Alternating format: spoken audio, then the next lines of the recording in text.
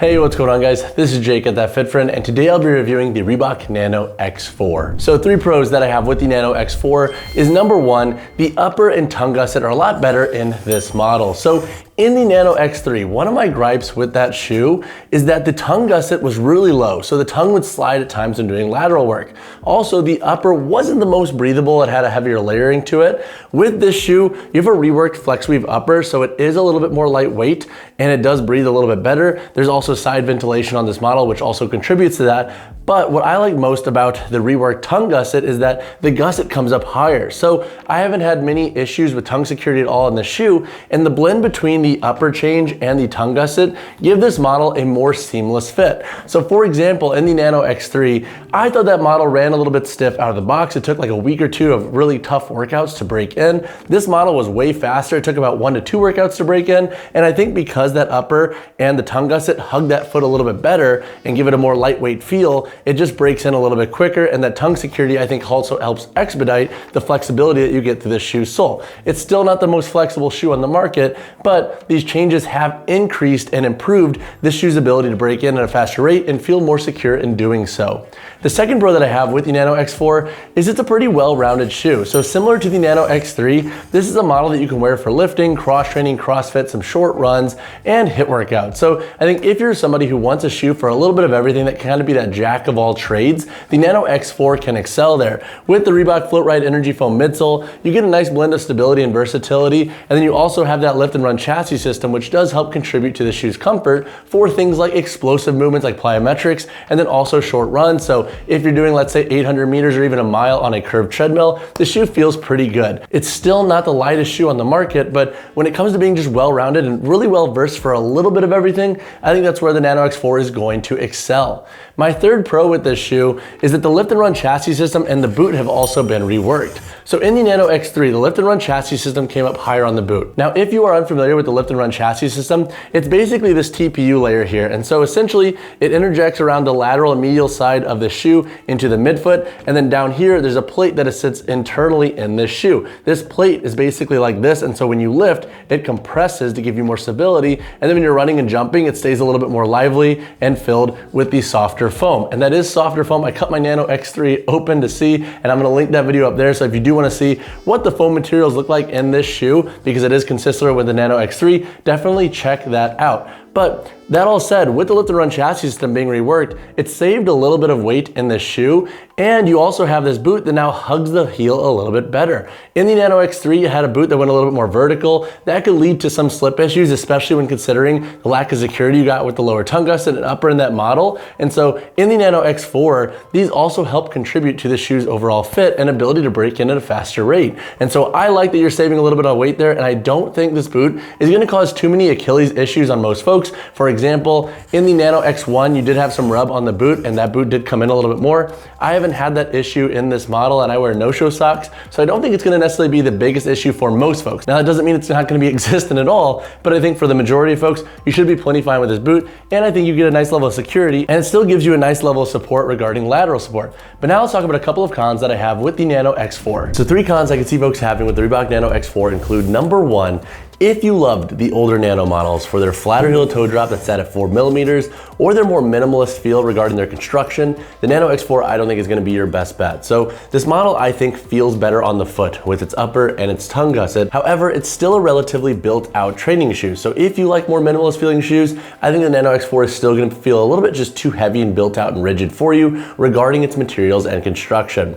The second con that I could see folks having with this model is I do feel like it kind of fits snugger out of the box. So with my models, they broke in really fast regarding how that upper hugs the foot, but the toe box felt a little bit snug, and more specifically in this lighter colorway. In this black colorway, I don't know what it was, but it broke in a lot faster. In this lighter colorway, it took me a little bit longer, and it almost felt snugger in the toe box, almost more snug than the Nano X3 out of the box, which was interesting because when I put them both back on, they did feel a little bit different. So I do think this flex weave will break in for you after a few sessions, but if this shoe feels snugger on your foot, I'm curious if you also noticed that and in what colorway you noticed that, because I noticed that it did feel a little bit snugger, but I don't know if it's necessarily enough to warrant everybody sizing up, and I'll talk about that more in my sizing section.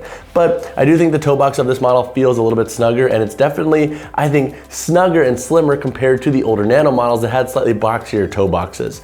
The third con that I can see folks having with this shoe is that if you have a flat foot, the Nano X4 I don't think is going to be your best bet. This model does have a bit of arch, so I think if you're somebody that likes that flatter midfoot in your training shoe, the Nano X4 is going to be a miss for you. And if you haven't really resonated with the Nano X1, Nano X2, and Nano X3's fit, the Nano X4 is going to be very similar. It's going to be a miss for you. So that said, if you have an exceptionally wide foot or a flat foot, you're going to want to tread lightly with the Nano X4 because I think it's one of the more slimmer fitting Nano models of the last few years. To break down the performance of the Reebok Nano X4, I'll discuss how the shoe does for lifting, cross training, short runs, and daily wear. In the context of lifting, this model has done a pretty good job. It's very consistent to the Nano X3. With this Flow Ride Energy Foam midsole, it is pretty dense, and with that lift and run chassis system, the heel does give you a nice level of stability, and you also get some lateral and medial support with this chassis system as well. So when squatting over 400, when deadlifting over 500, the shoe felt pretty dang stable. Now, is the stack height and heel to toe drop going to be the best for necessarily maxing out your 1RM deadlifts and your heavy pulling?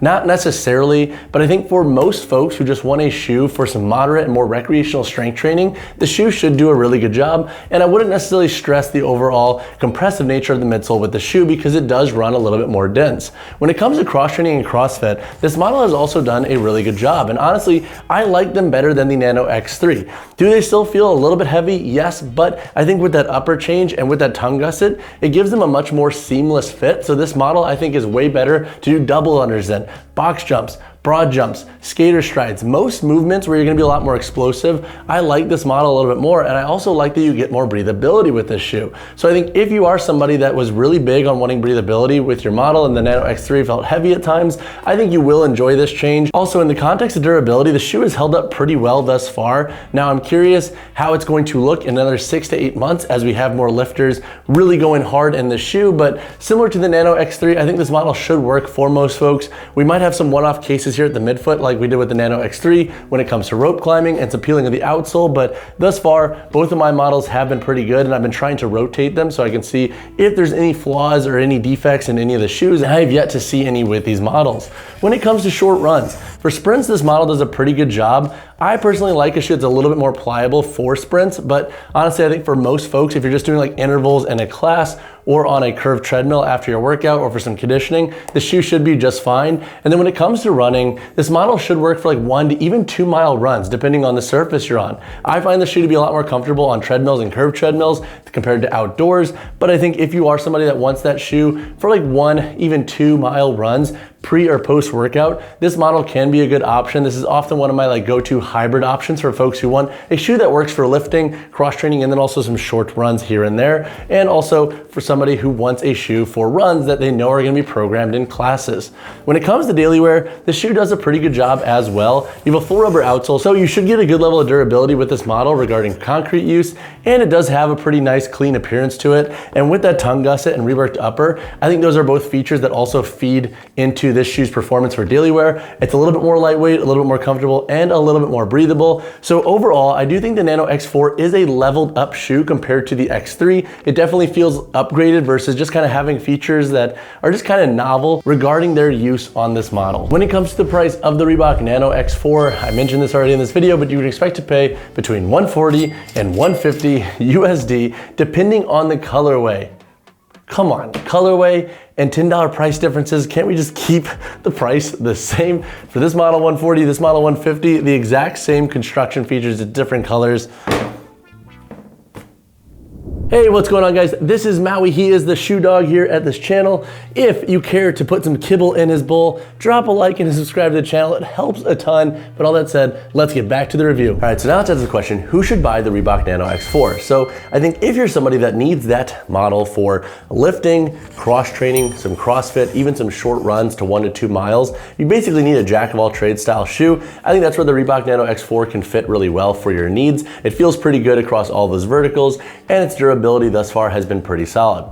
The second context is if you're somebody that does want that shoe that has a bit more structure to it through its midfoot and heel, and you like having a slightly more like stable platform to train on, that's where the Nano X4 I think can also be an exceptional pick. The third context is if you're somebody that wants that shoe that is a little bit more hybrid with its features and its construction, its feel when both lifting and then doing some short runs. I think that's where the Reebok Nano X4 can also excel. With this lift and run chassis system, it does make it a slightly more runnable training shoe, and because it's less bulky, it does have a lighter weight feel, and with this upper and tongue gusset change, I like how it hugs the foot a little bit better regarding its overall security. Now, who should pass on this model? Number one, if you have flat feet, I would say pass on the Nano X4, or at least buy them, but keep in mind that you might need to return them because there is a bit of an arch in the shoe. It can feel very uncomfortable for very flat feet. The second context is if you have exceptionally wide feet and you don't necessarily want to size up to make this shoe fit for your needs or do the whole return process, you might want to just look into other options. There are a lot of awesome options on the market right now that have a wider toe box than the shoe. There's a reason I didn't include this pick in my best cross training shoes for wide feet, which I'm going to link up there. So if you have an exceptionally wide foot, tread lightly with this model or buy them, and keep in mind that you might need to return them because the toe box can feel a little bit snug in some of the colorways. And I'm not sure if that's just a colorway thing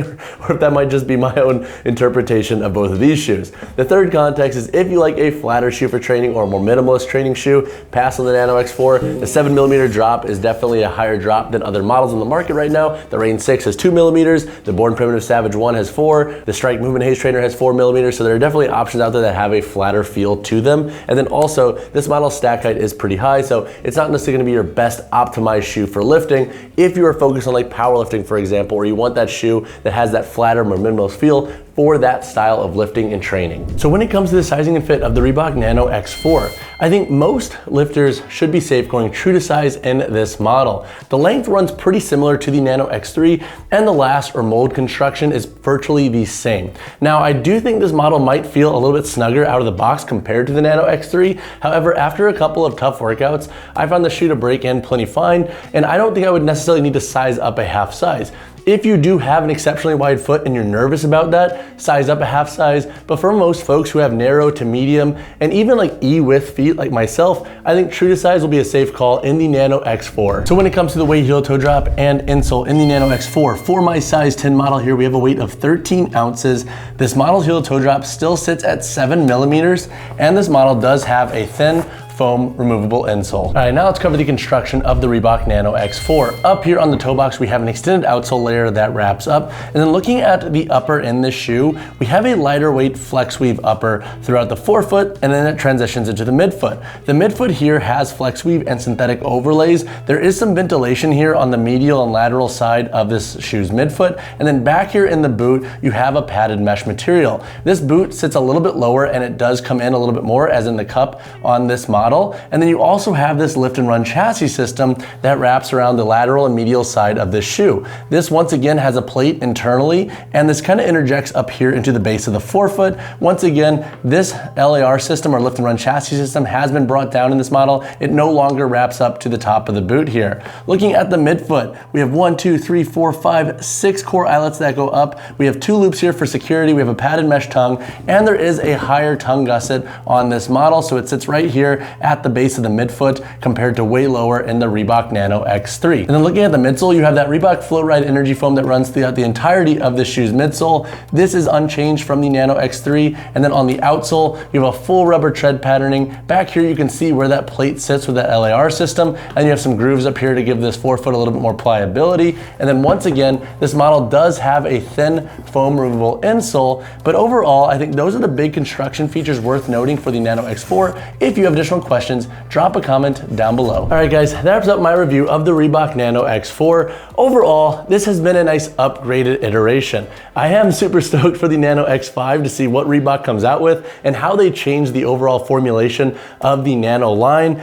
But all that said, if you're debating the Nano X4 and Nano X3, if budget is a major constraint, go Nano X3. If it's not, I do think the Nano X4 is worth upgrading to.